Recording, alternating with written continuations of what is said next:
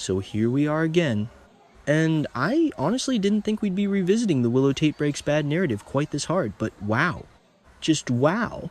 Because if you thought the whole affair with Drew was messy or the corporate climbing was ruthless, what just happened, or what is rumored to have just happened, in the scripts circulating for mid-March 2026 is on a whole other level. A level that doesn't just cross the line, it obliterates it. And I'm sitting here coffee cold staring at the screen trying to process the absolute insanity of it all. Because we are talking about Willow, the crying nurse, the one who is supposed to be the moral compass of the Quartermain Gatehouse, but apparently that compass is broken. Or maybe it was never pointing north to begin with. So let's get into the nitty-gritty of this exit narrative, because it is heavy. The word on the street, and by street I mean the leaking sieve that is the Port Charles spoiler community, is that Drew Kane's condition has been evolving, and not in the way Willow wants. See, she's been banking on this locked-in syndrome. It was her safety net. As long as Drew is a vegetable, a breathing mannequin in a hospital bed, she's safe. She gets the sympathy. She gets the grieving partner angle. And most importantly, she gets the political seat. That congressional seat that she has been eyeing like a hawk. But then the finger moved, and that's where the panic sets in. Just a twitch. A tiny, involuntary, or maybe voluntary spasm of a finger, but for Willow, that wasn't a sign of hope. It was a death sentence. Not for Drew initially, but for her career. Her freedom. Because if Drew wakes up, if he snaps out of that locked-in state, he talks. And if he talks, he tells everyone what she did. He tells the courts. He tells Michael. He tells the voters. And suddenly, St. Willow isn't the victim anymore. She's the villain, the architect of her own disaster. So, she makes a choice. And this is the part that makes my stomach turn a little, honestly. Because it's so cold. It's so calculated. It's not a crime of passion in the heat of an argument. It's medical murder. Premeditated, clinical. The scene as it's being described is chilling. The hospital room is quiet. Just the rhythmic beeping of the monitors. That sound we all know too well. And Willow is there, watching him. She sees the movement. She sees the fight in his eyes. And instead of calling for a doctor, instead of yelling, he's waking up. Like any normal human being would, she shuts the door. And she goes for the meds. Potassium chloride. KCl. If you watch enough medical dramas, or read enough true crime blogs like this one, you know what that does. It stops the heart. Clean. Quick. And if you time it right, if you mask it, it looks exactly like a cardiac event.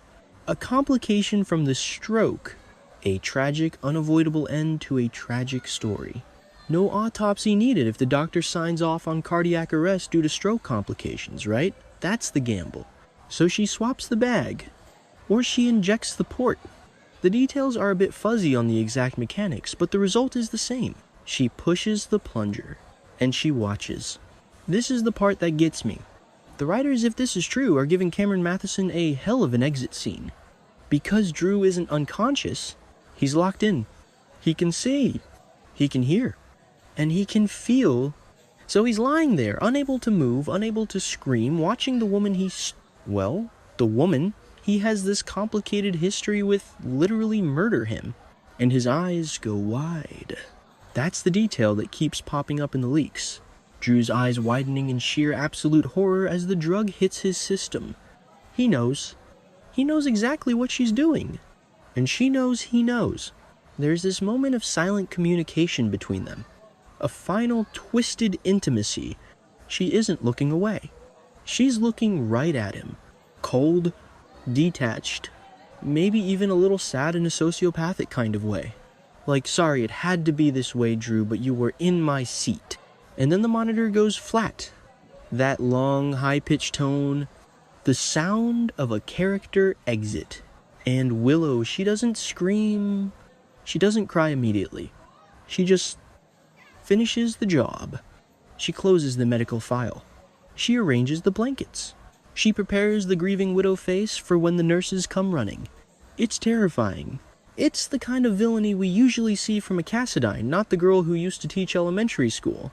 But let's pivot for a second, because we have to talk about the reality of this. The meta layer. Because Cameron Mathison, is he actually leaving? And this is where it gets frustrating, because usually by the time a character is getting pumped full of potassium chloride on screen, we have a press release. We have a goodbye Port Charles post on Instagram. We have something. But right now, crickets, Cameron Mathison has been incredibly quiet. And that's weird. The guy usually posts about his workouts, his Hallmark movies, his travel, but regarding his status at GH nothing, silence. So is this a fake out? Is this one of those classic soap opera tropes where he dies but actually, I don't know, the drug was switched, or he had a failsafe, or is this really it? Is this the end of the road for the Drew Kane recast experiment? There are rumors, and take these with a massive grain of salt, like a Salt Lake-sized grain, that Mathison's contract was up, that he wanted to focus on other projects. Maybe more hosting gigs. Maybe more movies. And if that's the case, then yeah, a permanent death makes sense. It cleans up the canvas. It removes the twin problem. It lets Jason Morgan be the only Jason face in town again, which, let's be honest, simplifies things for the writers. But man, what a way to go. Betrayed by the woman who was supposed to be good. It's dark. It's really, really dark for General Hospital. Usually we get a bridge collapse, or a shootout, or a mob hit. But a medical assassination by a main heroine, that is bold. And it sets up Willow for a massive fall. Because you know how soaps work. You can get away with murder for a year, maybe 2, but eventually the truth comes out. Maybe there's a camera. Maybe the toxicology report comes back weird. Maybe she talks in her sleep. But for now, in the immediate future of March 2026, it looks like Willow Tate has won. She's cleared the board, she's removed the threat, and she's ready to take that congressional seat with a tear in her eye and a black dress that fits perfectly. And poor Drew. He spent years in a Russian prison. He was brainwashed. He was shot. He was beaten. And he survives all of that only to be taken out by a nurse with a grudge and a syringe in a nice clean hospital room in Port Charles. It's almost poetic in its cruelty. So I'm typing this and I'm just thinking about the fan reaction. People are going to lose their minds. The Drew fans, and they are a passionate bunch, are going to riot. They felt he was wasted. They felt the writing for him was all over the place. And to have him go out like this, as a victim, without a fight, it's going to be controversial. But maybe that's the point. Maybe the show wants us to hate Willow.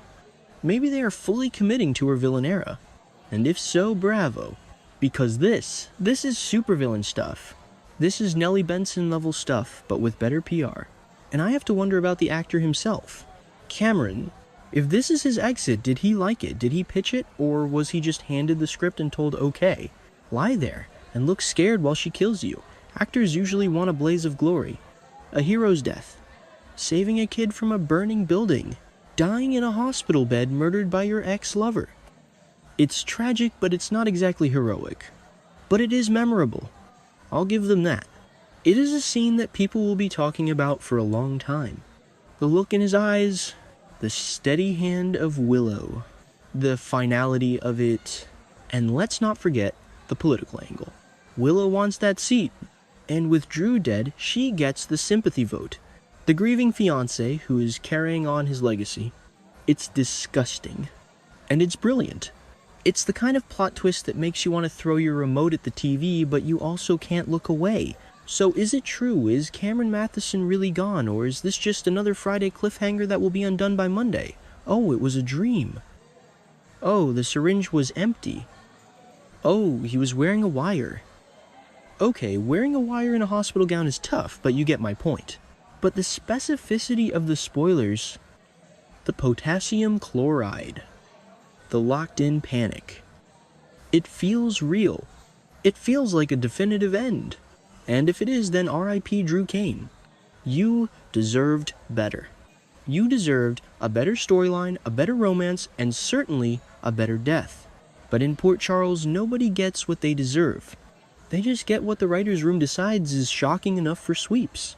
And Willow, watch your back, girl, because ghosts have a way of haunting you in this town, especially the ones you create yourself. And if Michael ever finds out, if Carly ever finds out, oh boy, the fallout will be nuclear. But for now, you got away with it. You stopped the finger from moving. You stopped the truth from coming out. But the silence in that room, after the monitor flatlines, that's going to be the loudest sound in the world. So yeah, that's the report. That's the rumor. Drew is dead. Willow is the killer. And Cameron Mathison is, well, we're still waiting on that official confirmation, but it doesn't look good. It really doesn't look good. I need another coffee. This show is exhausting.